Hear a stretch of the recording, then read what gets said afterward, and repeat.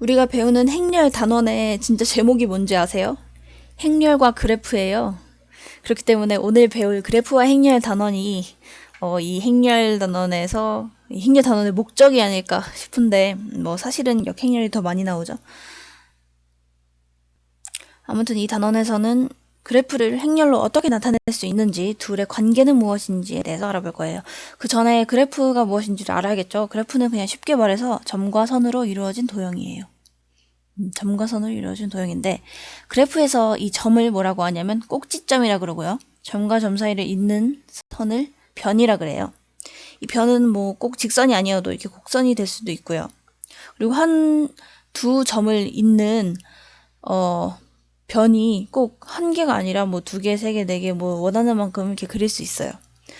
하지만 고등학교에서 배우는 행렬 단원에서 배우는 그래프에서는 점과 점 사이를 잇는 변은 딱 하나라고 가정을 해요. 그렇기 때문에 딱 하나만 남기고 나머지는 다 지워야 돼요. 이렇게. 그리고 또한 원래 그래프에서는 뭐 자기 자신에게 출발해서 다시 자기 자신으로 돌아오는 이런 변도 있을 수 있는데 고등학교 과정에서는 이런 건 없다고 봅니다. 이렇게 다 지워줘야 돼요. 그러니까 아주 간단한 모양의 그래프만 다루는 거예요. 용어를 계속 보자면 경로라는 말이 있는데 경로는 뭐냐면 한 꼭지점에서 다른 꼭지점으로 가는 길을 말하는데 그게 가는 길이긴 길인데 자기가 한 번 지난 변은 다시는 반복하면 안 돼요. 경로라 하는 것은 자기가 한 번 지났던 변을 반복하지 않으면서 한 꼭지점에서 다른 꼭지점으로 갈 수 있는 방법의 수를 경로의 수라 그러고요. 그 방법을 경로라 그래요. 예를 들어 봅시다. 뭐 이런 그래프가 있어요. 이렇게 연결되어 있는 그래프가 있는데 여기를 A라 그러고 이렇게 연결되어 있다고 칩시다. A, B 꼭지점이에요. C, D라고 합시다. 그래서 A에서 D까지 가고 싶을 때 A에서 D까지 가고 싶을 때 빨간색으로 할까요? 우선 A에서 C를 거쳐서 이렇게 가는 방법이 있겠고 A에서 B를 거쳐서 이렇게 돌아서 D까지 가는 경우 A에서 B, C, D 이렇게 가는 경우가 세 가지가 있을 수가 있겠죠. 네, 하지만 경로라고 했으니까 이런 세 가지가 있는데 만약 경로가 아니라 방법의 수라 하면 방법의 수는 정말 무수히 많죠. 이게 갔다가 여기 갔다가 다시 왔다가 다시 갔다가 왔다 갔다 왔다 갔다 한 다음에 뒤로 갈 수도 있고 여러 가지 방법이 있을 수 있어요. 하지만 경로는 한번 지났던 변을 반복하면 안 된다는 거. 그리고 한번 지났던 점은 반복해도 돼요. 그러니까 꼭지점은 반복해도 되지만 변은 반복하면 안 된다. 그게 경로다. 이렇게 생각해 주시면 돼요. 그리고 약간 헷갈리는 게 뭐냐면 서로 같은 그래프에 관한 건데 도형에서는 예를 들어서 이런 삼각형이 있고 또 이런 삼각형이 있으면 두 삼각형은 다른 삼각형이죠. 하나는 더 납작하고 하나는 더 길쭉한 거잖아요. 근데 이게 만약에 그래프라면 이렇게 생긴 그래프라면 두 그래프는 완전히 같은 그래프가 돼요.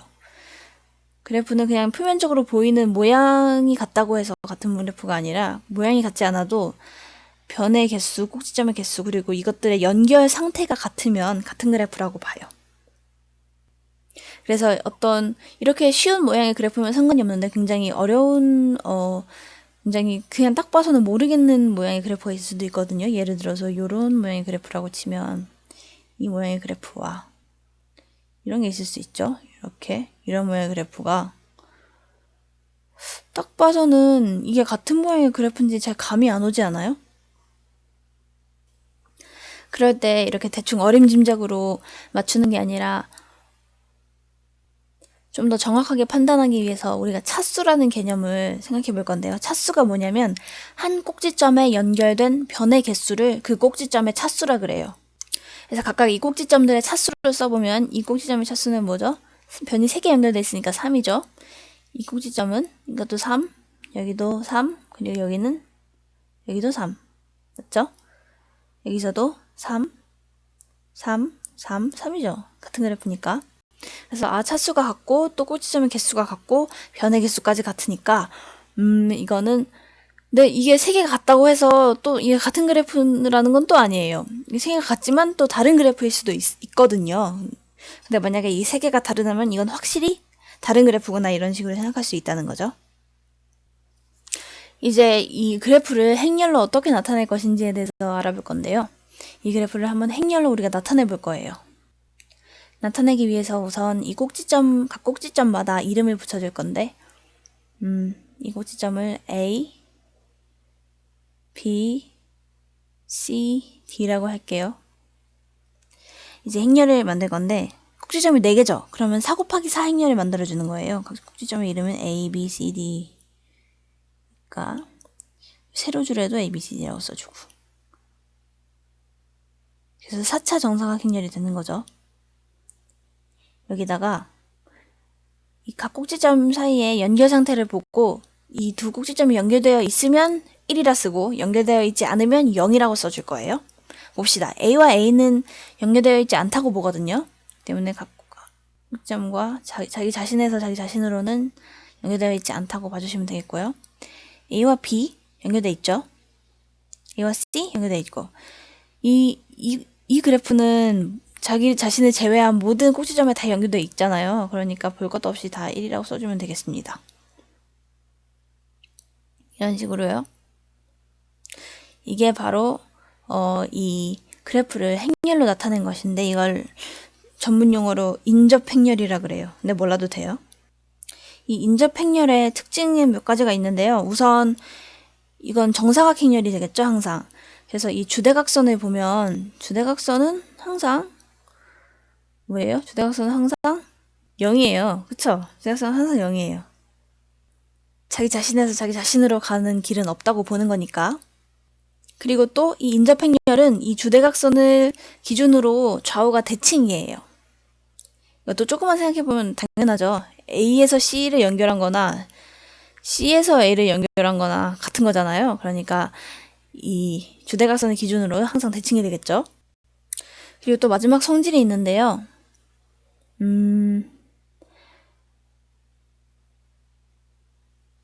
각 행에 있는 1의 개수, 그러니까 각 행에 있는 성분의 개수를 다 더하면 그 행에 해당하는 꼭지점의 차수가 나와요.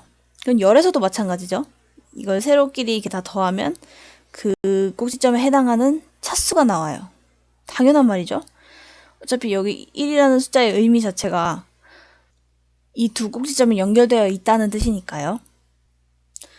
마지막으로 인접행렬의 거듭제곱에 대해서 알아볼 거예요. 거듭제곱인데 우선 제곱부터 알아볼 건데요. 이게 만약에 A라는 행렬이 뭐냐면 A라는 그래프를 나타낸 인접행렬이라고 칩시다. 그러면 이 행렬의 제곱은 이 그래프에서 한 꼭지점에서 출발해서 2개의 변을 지나서 다른 꼭지점까지 도달하는 방법의 수를 말해요. 좀 어렵죠? 예를 들어서 써볼게요. 만약에 A의 제곱이, 어떤 행렬의 제곱이 이런 식으로 나왔다고 쳐볼게요. 3, 1, 0, 1 이렇게 나왔고 여기는 1, 2, 1, 1 이렇게 나왔고 0, 1, 1, 1 나왔고 1, 1, 1, 2 이런 식으로 나왔다고 쳐볼게요. 이게 인접행렬의 제곱인데 이게 무슨 뜻이냐면 애초에 이 행렬에서는 이런 게 있겠죠. 여기는 A, B, C, D라는 꼭지점이 있을 것이고 세로로도 A, B, C, D라는 꼭지점에서 다른 꼭지점까지 가는 방법의 수를 나타낸 것인데 예를 들어서 이 2라는 수가 있죠. 이게 무슨 뜻이냐면 B에서 B까지 2개의 변을 거쳐서 가는 방법의 수가 2개구나 이렇게 알 수 있는 거예요. 제곱을 했을 때요. 뭐 예를 들어서 C에서 D까지 2개의 변을 거쳐서 가는 방법의 수를 알고 싶다 이러면 제곱을 해서 C, D에 있는 성분 1이네요. 그러면 C에서 D까지 2개의 변을 거쳐서 가는 방법의 수는 1개겠구나 이렇게 알 수 있는 거죠. 만약에 그러면 세제곱을 하면 어떨까요? 세제곱을 해서 또 어떤 행렬이 나올 텐데 그 행렬의 그 성분은 무엇을 뜻하는 것이냐면 여기에서 여기까지 가는데 3개의 변을 거쳐서 가는 방법의 수겠구나 이런 식으로 알면 되겠습니다.